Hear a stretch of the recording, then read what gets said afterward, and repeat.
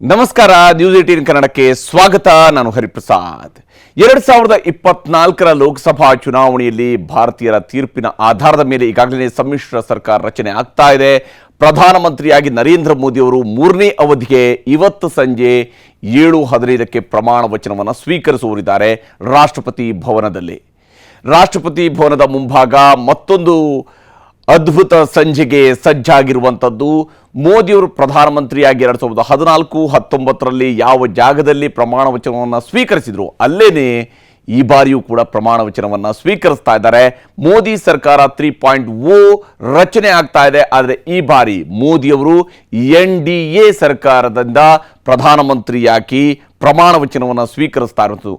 240 ಸೀಟುಗಳೊಂದಿಗೆ BJP ಬಹುಮತವನ್ನು ಪೂರ್ಣ ಸ್ವರೂಪದಲ್ಲಿ ಪಡೆಯೋದಕ್ಕೆ ವಿಫಲವಾದರೂ ಕೂಡ NDA ಒಟ್ಟು ಪಕ್ಷವಾಗಿ 292 ಲೋಕಸಭಾ ಕ್ಷೇತ್ರಗಳಲ್ಲಿ ಗೆದ್ದಿರುವಂಥದ್ದು, 234 ಲೋಕಸಭಾ ಕ್ಷೇತ್ರಗಳಲ್ಲಿ ಗೆದ್ದಿರುವಂಥದ್ದು INDIA ಇಂಡಿಯಾ ಬ್ಲಾಕ್.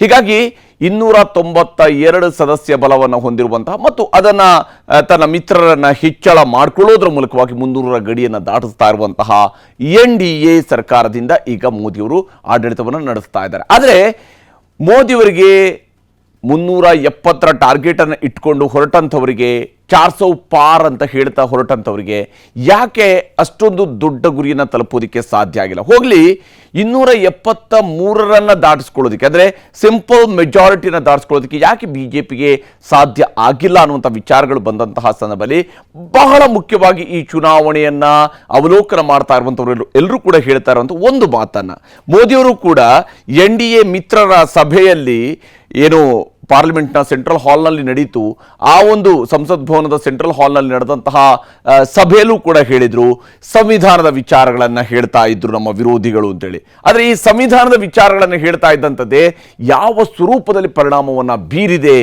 2024ರ ಚುನಾವಣೆಯಲ್ಲಿ ಅನ್ನೋದನ್ನು ನೋಡೋದಕ್ಕೆ ಹೊರಟಂತಹ ಸಂದರ್ಭದಲ್ಲಿ ಬಹಳ ಮುಖ್ಯವಾಗಿ ಸಂವಿಧಾನ ರಕ್ಷಣೆ ಅನ್ನುವಂತಹ ವಿಚಾರವನ್ನೇನು ಇಂಡಿಯಾ ಬ್ಲಾಕ್ನವರು ಪ್ರಸ್ತಾಪಿಸ್ತಾ ಇದ್ರಲ್ಲ, ಇದರ ಮೂಲ ಉದ್ದೇಶ ಇದ್ದಂಥದ್ದು ಮೀಸಲಾತಿಯ ರಕ್ಷಣೆ. ಅಂದರೆ ಮೀಸಲಾತಿಯನ್ನು ಇವರು ಬದಲಾವಣೆ ಮಾಡಬಹುದು. ಬಿಜೆಪಿಯವರು ಪೂರ್ಣ ಸ್ವರೂಪದಲ್ಲಿ 3ನೇ ಅವಧಿಗೆ ಆಡಳಿತಕ್ಕೆ ಬಂದರೆ ಮೀಸಲಾತಿಯನ್ನು ತಿರುಗುಬುರುಗು ಮಾಡ್ತಾರೆ ಅನ್ನುವಂತಹ ಒಂದು ಆತಂಕವನ್ನು ಸೃಷ್ಟಿಸುವಂತಹ ಪ್ರಯತ್ನವನ್ನು ಇಡೀ ಚುನಾವಣೆಯ ಪ್ರಚಾರದಲ್ಲಿ ಮಾಡಿದರು. ಅದು ಹೇಗೆ ವರ್ಕೌಟ್ ಆಗಿದೆ ಅನ್ನೋದನ್ನು ನೋಡೋದಕ್ಕೆ ಹೋದಾಗ ನಾವು ಬಹಳ ಮುಖ್ಯವಾಗಿ ಗಮನಿಸಬೇಕಾಗಿರುವಂಥದ್ದು ಏನಂತ ಹೇಳಿದರೆ, SC ST ಮತ್ತು ದಲಿತರ ಕಾನ್ಸಂಟ್ರೇಷನ್ ಜಾಸ್ತಿ ಇರುವಂತಹ ಲೋಕಸಭಾ ಕ್ಷೇತ್ರಗಳಲ್ಲಿ, ಅಂದರೆ ದಲಿತರು ಹೆಚ್ಚಿನ ಸಂಖ್ಯೆಯಲ್ಲಿರುವಂತಹ ಲೋಕಸಭಾ ಕ್ಷೇತ್ರಗಳಲ್ಲಿ ಯಾವ ಸ್ವರೂಪದ ಪರಿಣಾಮವನ್ನು ಈ ಬಾರಿಯ ಲೋಕಸಭಾ ಚುನಾವಣೆಯ ಮೇಲೆ ಅದು ಬೀರಿದೆ ಅನ್ನೋದನ್ನು ನೋಡ್ತಾ ಹೋಗಬೇಕು. ನಮ್ಮ ಮ್ಯಾಜಿಕ್ ವಾಲ್ನಲ್ಲಿ ಇದಕ್ಕೆ ಸಂಬಂಧಿಸಿರುವಂತಹ ಸಂಪೂರ್ಣವಾದಂತಹ ಡೀಟೇಲ್ಸ್ ಇದೆ, ಸಂಪೂರ್ಣವಾದಂತಹ ಮಾಹಿತಿಗಳಿದ್ದಾವೆ. ಅವುಗಳನ್ನು ನಿಮಗೆ ಒಂದೊಂದಾಗಿ ಹೇಳ್ತಾ ಹೋಗ್ತೀನಿ. ಬಹಳ ಮುಖ್ಯವಾಗಿ ಇಲ್ಲಿ ನಾವು ಗಮನಿಸಬೇಕಾಗಿರುವಂಥದ್ದು, ಈ ಬಾರಿಯ ಲೋಕಸಭಾ ಚುನಾವಣೆಯಲ್ಲಿ SC ರಿಸರ್ವ್ ಕಾನ್ಸ್ಟಿಟ್ಯೂನ್ಸಿಗಳಲ್ಲಿ ಫಲಿತಾಂಶ ಏನಾಗಿದೆ ಅನ್ನೋದನ್ನು, SC ರಿಸರ್ವ್ ಕಾನ್ಸ್ಟಿಟ್ಯೂನ್ಸಿಗಳನ್ನು ನೋಡಿದಾಗ 84 ಲೋಕಸಭಾ ಕ್ಷೇತ್ರಗಳ ಪೈಕಿ ಇಂಡಿಯಾ ಬ್ಲಾಕ್ 42 ಕ್ಷೇತ್ರಗಳಲ್ಲಿ ಗೆಲುವನ್ನು ದಾಖಲಿಸಿಕೊಂಡಿರುವಂಥದ್ದು ಗೋಚರಿಸುತ್ತೆ. 42 ಲೋಕಸಭಾ ಕ್ಷೇತ್ರಗಳನ್ನು 84ರ ಪೈಕಿ ಸರಿಯಾಗಿ ಅರ್ಧದಷ್ಟು 50% ಸೀಟ್ಗಳನ್ನು ಈ ಬಾರಿ ಇಂಡಿಯಾ ಬ್ಲಾಕ್ ಗೆದ್ದಿದೆ. ಅದೇ ಕ್ಷೇತ್ರಗಳಲ್ಲಿ ಕಳೆದ ಬಾರಿ ಭಾರತೀಯ ಜನತಾ ಪಕ್ಷ ಗೆದ್ದದಕ್ಕಿಂತ 16 ಸೀಟ್ಗಳು ಕಡಿಮೆ ಆಗಿದೆ. ಈ ಬಾರಿ NDA ಗೆಲ್ಲೋದಕ್ಕೆ ಸಾಧ್ಯ ಆಗಿರುವಂಥದ್ದು, ಭಾರತೀಯ ಜನತಾ ಪಕ್ಷ ನೇತೃತ್ವದ NDA ಗೆಲ್ಲೋದಕ್ಕೆ ಸಾಧ್ಯ ಆಗಿರುವಂಥದ್ದು ಕೇವಲ 39 ಸೀಟ್ಗಳನ್ನು ಮಾತ್ರ. ಆದರೆ ಹಿಂದಿನ ಬಾರಿ ಅವರು 39 ಪ್ಲಸ್ 16 ಸೀಟ್ಗಳನ್ನು ಗೆಲುವನ್ನು ದಾಖಲಿಸಿಕೊಂಡಿದ್ರು. ಅಂದರೆ 54 ಸೀಟ್ಗಳಲ್ಲಿ ಮೋರ್ ದೆನ್ 50% SC ರಿಸರ್ವ್ ಕಾನ್ಸ್ಟಿಟ್ಯೂನ್ಸಿಗಳಲ್ಲಿ NDAನೇ ಗೆದ್ದಿತ್ತು ಕಳೆದ ಬಾರಿ. ಆದರೆ ಈ ಬಾರಿ ಇಂಡಿಯಾ ಬ್ಲಾಕ್ 50% ಸೀಟ್ಗಳನ್ನು ಇಂಡಿಯಾ ಬ್ಲಾಕ್ ಗೆದ್ದುಕೊಂಡಿರುವಂಥದ್ದು SC ರಿಸರ್ವ್ ಕಾನ್ಸ್ಟಿಟ್ಯೂನ್ಸಿಗಳಲ್ಲಿ. ನಿಮಗೆ ಕ್ಲಿಯರ್ ಆಗಿ ನಾನು ಕಳೆದ ಬಾರಿಯ ಅಂದರೆ 2019ರ ರಿಸಲ್ಟನ್ನು ಸ್ಕ್ರೀನ್ ಮೇಲೆ ಕೂಡ ತೋರಿಸ್ತೀನಿ. 2019ರಲ್ಲಿ ಇದೇ 84 ಲೋಕಸಭಾ ಕ್ಷೇತ್ರಗಳಲ್ಲಿ 55 ಸೀಟ್ಗಳನ್ನು NDA ಗೆದ್ದಿತ್ತು. ಇಂಡಿಯಾ ಬ್ಲಾಕ್ ಕೇವಲ 17 ಸೀಟ್ಗಳಲ್ಲಿ ಮಾತ್ರ ಗೆಲ್ಲೋದಕ್ಕೆ ಸಾಧ್ಯ ಆಗಿತ್ತು. ಇತರರು 12 ಕ್ಷೇತ್ರಗಳಲ್ಲಿ ಗೆಲುವನ್ನು ದಾಖಲಿಸಿಕೊಂಡಿದ್ರು. ಈಗ ಅಂದರೆ 2024ಕ್ಕೆ ಬಂದಾಗ 2024ರಲ್ಲಿ 42 ಸೀಟ್ಗಳಲ್ಲಿ ಇಂಡಿಯಾ ಬ್ಲಾಕ್ ಗೆಲುವನ್ನು ದಾಖಲಿಸಿಕೊಂಡಿರುವಂಥದ್ದು. NDA 39 ಕ್ಷೇತ್ರಗಳಲ್ಲಿ ಮಾತ್ರ ಗೆದ್ದಿರುವಂಥದ್ದು. ಇದು SC ರಿಸರ್ವ್ ಕಾನ್ಸ್ಟಿಟ್ಯೂನ್ಸಿಗಳಿಗೆ. ಆದರೆ ಇನ್ನು ST ರಿಸರ್ವ್ ಕಾನ್ಸ್ಟಿಟ್ಯೂನ್ಸಿಗಳ ವಿಚಾರಕ್ಕೆ ಬಂದಾಗ ಎಸ್ ಟಿ ರಿಸರ್ವ್ ಕಾನ್ಸ್ಟಿಟ್ಯೂನ್ಸಿಗಳಲ್ಲಿ 2024 ಲೋಕಸಭಾ ರಿಸಲ್ಟ್ ಅನ್ನು ನಾವು ನೋಡ್ತಾ ಹೋದ್ರೆ ಎಸ್ ಟಿ ರಿಸರ್ವ್ ಕಾನ್ಸ್ಟಿಟ್ಯೂನ್ಸಿಗಳಲ್ಲಿ 47 ಕ್ಷೇತ್ರಗಳಲ್ಲಿ NDA ಈ ಬಾರಿ 25 ಸ್ಥಾನಗಳನ್ನು ಗೆದ್ದಿರುವಂಥದ್ದು. ಇಂಡಿಯಾ ಬ್ಲಾಕ್ 18 ಕ್ಷೇತ್ರಗಳಲ್ಲಿ ಗೆದ್ದಿದೆ, ಇತರರು 4 ಕ್ಷೇತ್ರಗಳಲ್ಲಿ ಗೆದ್ದಿರುವಂಥದ್ದು. ಈ ಎಸ್ ಟಿ ರಿಸರ್ವ್ ಕಾನ್ಸ್ಟಿಟ್ಯೂನ್ಸಿಗಳ ವಿಚಾರಕ್ಕೆ ಬಂದಾಗಲೂ ಕೂಡ NDA ಕಳೆದ ಬಾರಿಗೆ ಹೋಲಿಕೆ ಮಾಡಿದರೆ, ಅಂದರೆ 2019ಕ್ಕೆ ಹೋಲಿಕೆ ಮಾಡಿದರೆ 10 ಸೀಟ್ಗಳನ್ನು ಕಳ್ಕೊಂಡಿದೆ. ಇಂಡಿಯಾ ಬ್ಲಾಕ್ 12 ಸೀಟ್ಗಳನ್ನು ಹೆಚ್ಚುವರಿಯಾಗಿ ಗೆಲುವು ದಾಖಲಿಸಿಕೊಂಡಿರುವಂಥದ್ದು.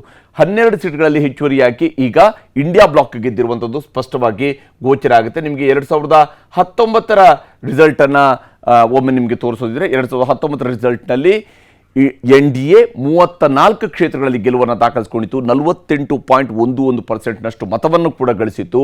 ಅದರ್ಸ್ 7 ಸೀಟ್ಗಳಲ್ಲಿ ಗೆದ್ದಿದ್ರು. ಇಂಡಿಯಾ ಬ್ಲಾಕ್ ಕೇವಲ 6 ಸೀಟ್ಗಳಲ್ಲಿ ಮಾತ್ರ 2019ರಲ್ಲಿ ಗೆದ್ದಿತ್ತು.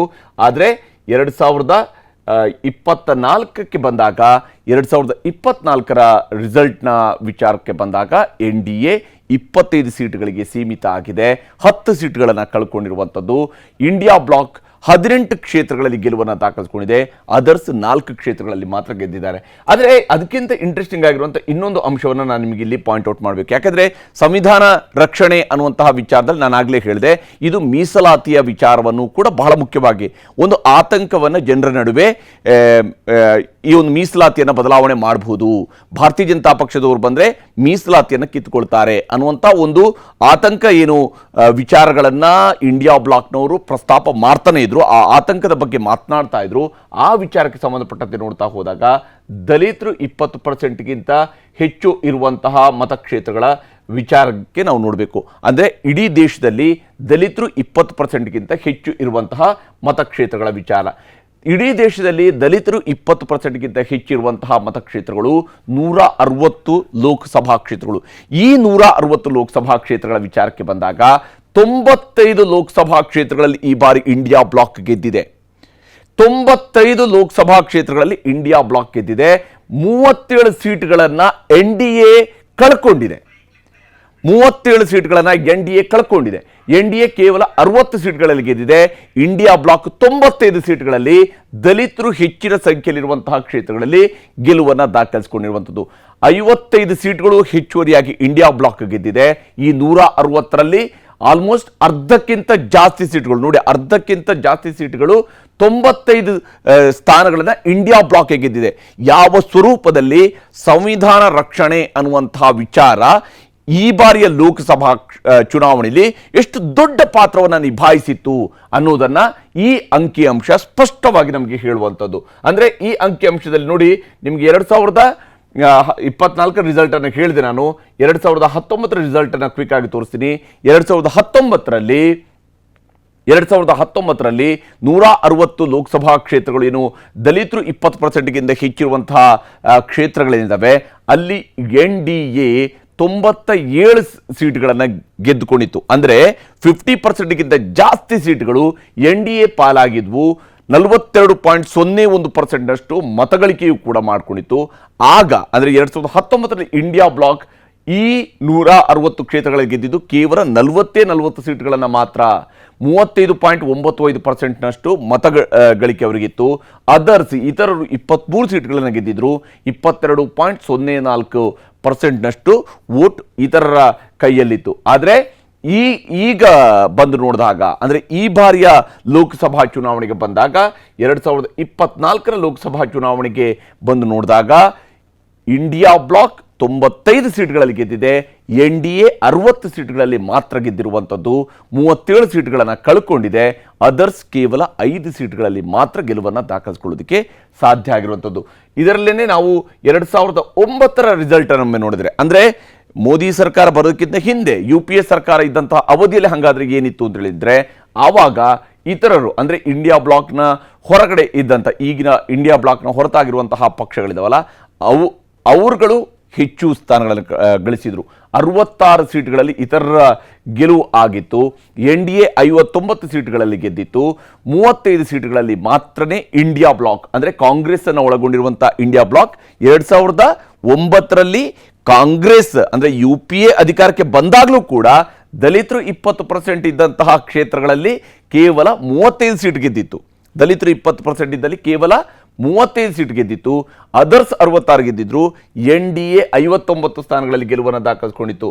ಅದೇ 2014ಕ್ಕೆ ಬಂದಾಗ ದಲಿತರು 20% ಇರುವಂತಹ ಕ್ಷೇತ್ರಗಳಲ್ಲಿ NDA 108 ಸ್ಥಾನಗಳಲ್ಲಿ ಗೆದ್ದಿತ್ತು. ಅದರ್ಸ್ 38 ಸ್ಥಾನಗಳಲ್ಲಿ ಗೆದ್ದಿದ್ರು. ಇಂಡಿಯಾ ಬ್ಲಾಕ್ ಕೇವಲ 14 ಸ್ಥಾನಗಳಲ್ಲಿ ಗೆದ್ದಿತ್ತು. ಈಗ ನಾವು 2024 ಹೇಗೆ ಬದಲಾವಣೆಯನ್ನು ಮಾಡಿದೆ ಅನ್ನುವಂಥದ್ದು ಗೋಚರ ಆಗುತ್ತೆ. 95% ಸೀಟ್ಗಳಲ್ಲಿ ಇಂಡಿಯಾ ಬ್ಲಾಕ್ ಗೆಲುವನ್ನು ದಾಖಲಿಸಿಕೊಳ್ಳೋದ್ರ ಮೂಲಕ 55 ಸೀಟ್ಗಳು 2009ರಲ್ಲಿ ಕಾಂಗ್ರೆಸ್ಸೇ ಅಧಿಕಾರಕ್ಕೆ ಬರುವಂತಹ ಸಂದರ್ಭದಲ್ಲೂ ಕೂಡ ದಲಿತರು ಹೆಚ್ಚಿನ ಸಂಖ್ಯೆಯಲ್ಲಿರುವಂತಹ ಕ್ಷೇತ್ರಗಳಲ್ಲಿ ಗೆಲ್ಲೋದಕ್ಕೆ ಸಾಧ್ಯ ಆಗಿರಲಿಲ್ಲ ಕಾಂಗ್ರೆಸ್ ನೇತೃತ್ವದ UPAಗೆ. ಆದರೆ ಈಗ ಮೋದಿಯವರು 3ನೇ ಬಾರಿ ಪ್ರಧಾನಮಂತ್ರಿ ಆಗಿರುವಂತಹ ಈ ಚುನಾವಣೆಯಲ್ಲಿ 18ನೇ ಲೋಕಸಭಾ ಚುನಾವಣೆಯಲ್ಲಿ ದಲಿತರು ಹೆಚ್ಚಿನ ಸಂಖ್ಯೆಯಲ್ಲಿರುವಂತಹ ಕ್ಷೇತ್ರಗಳಲ್ಲಿ ಇಂಡಿಯಾ ಬ್ಲಾಕ್ ಹೆಚ್ಚಿನ ಸ್ಥಾನಗಳನ್ನು ಗೆದ್ದಿದೆ. 95 ಸೀಟ್ಗಳಲ್ಲಿ ಗೆದ್ದಿರುವಂಥದ್ದು. ಅಂದರೆ ಮೋರ್ ದೆನ್ 50% ಸೀಟ್ಗಳಲ್ಲಿ ಗೆಲುವನ್ನು ದಾಖಲಿಸಿಕೊಳ್ಳೋದಕ್ಕೆ ಸಾಧ್ಯ ಆಗಿದೆ. NDA ಕೇವಲ 60 ಸೀಟ್ಗಳಲ್ಲಿ ಗೆದ್ದಿದೆ. ಇತರರು 5 ಸ್ಥಾನಗಳಲ್ಲಿ ಗೆದ್ದಿದ್ದಾರೆ. ಅಂದರೆ ದೇಶದಲ್ಲಿ ಸಂವಿಧಾನ ಉಳಿಸುವಂತಹ ವಿಚಾರ ಎಷ್ಟು ಪರಿಣಾಮಕಾರಿಯಾಗಿ ಈ ಬಾರಿಯ ಚುನಾವಣೆಯಲ್ಲಿ ಚರ್ಚೆಯ ವಿಷಯ ಆಗಿತ್ತು, ಯಾವ ಸ್ವರೂಪದಲ್ಲಿ ಇದು ಜನರ ಮೇಲೆ ಇಂಪ್ಯಾಕ್ಟ್ ಮಾಡಿದೆ, ಪ್ರತಿಪಕ್ಷಗಳು ಎತ್ತುಕೊಂಡಿದ್ದಂತಹ ಅಸ್ತ್ರ ಯಾವ ಸ್ವರೂಪದಲ್ಲಿ ಕೆಲಸ ಮಾಡಿದೆ ಅನ್ನುವಂಥದ್ದನ್ನು ಈ ಒಂದು ಅಂಕಿಅಂಶ ಸ್ಪಷ್ಟವಾಗಿ ತೋರಿಸ್ತಾ ಇರುವಂಥದ್ದು. ನಿಮ್ಮ ಅಭಿಪ್ರಾಯವನ್ನು ಕಾಮೆಂಟ್ ಮೂಲಕ ತಿಳಿಸೋದಕ್ಕೆ ಮರಿಬೇಡಿ. ಹಾಗೆಯೇ ನ್ಯೂಸ್ 18 ಕನ್ನಡದ ಸಬ್ಸ್ಕ್ರೈಬರ್ ಆಗೋದಕ್ಕೆ ನೀವು ಮರಿಬೇಡಿ. ನಮಸ್ಕಾರ. ಕನ್ನಡಿಗರ ನೆಚ್ಚಿನ ನ್ಯೂಸ್ 18 ಕನ್ನಡ ಈಗ ವಾಟ್ಸ್ಆಪ್ನಲ್ಲೂ ಲಭ್ಯ.